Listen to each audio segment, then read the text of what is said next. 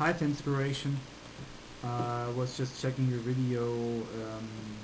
When would I fight in the war? um, Basically, I totally agree that when the time comes that the enemy is like actually attacking your borders and your country, and that's the where the point comes where you guess you would basically have to defend yourself with violent means if it has to be. But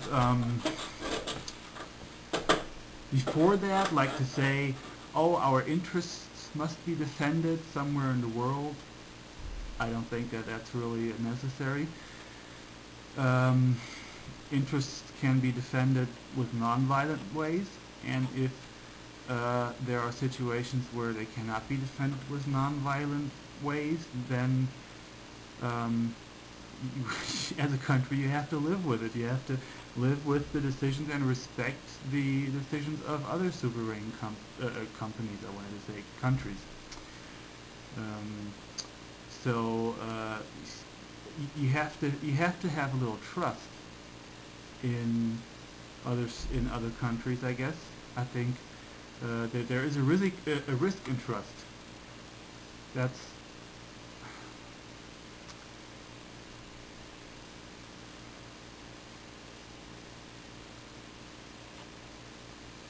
doesn't mean that you have to just ignore other countries, or like ignore their nuclear weapons programs, or ignore everything.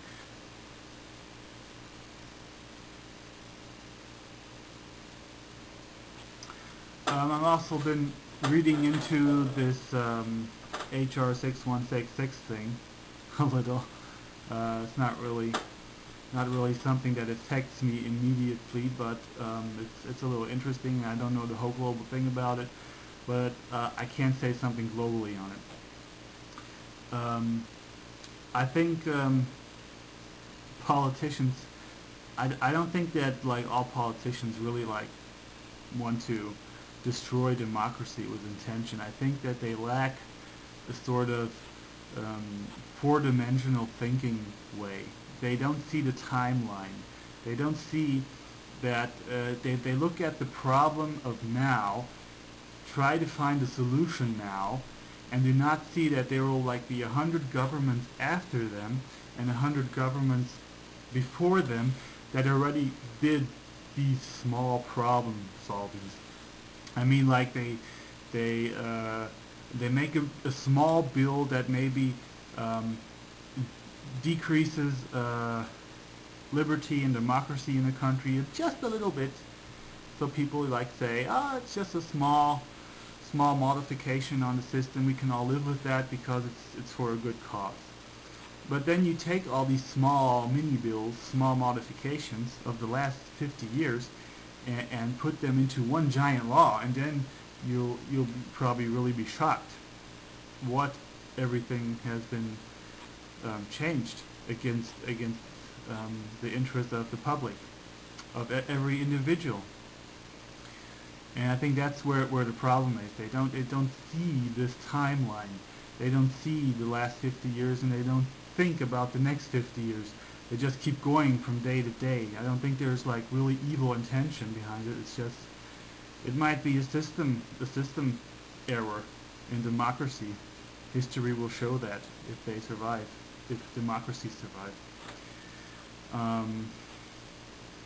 Like over here in Europe or here in Germany, there's basically, and it's totally fascinating to see the parallels. The same thing going on for 10, 20 years. It's just other subjects. It's a lot of rights have been decreased to protect society against right radicals, for example.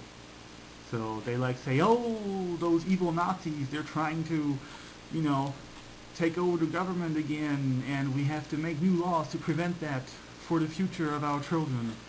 And basically, like, we're talking about, I don't know, a couple of 16-year-old skinheads with baseball bats, and the government sometimes acts as if they are a real danger for society in itself, and tries to make people afraid that they are, you know, be afraid of those, you know, and they're going to destroy us again, you know. That's how they do it over here.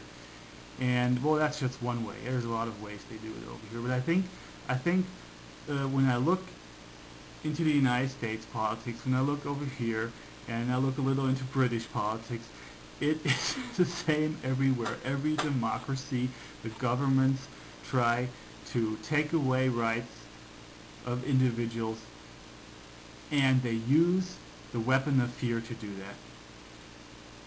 It's fucking sad and frustrating. Which can only mean that there is a system failure of some sort in democracy. Something is really wrong all the way down to the constitutions, because they're not working. They're not defending us. I think that's all like I wanted to say right now. Thanks for your time. Bye-bye.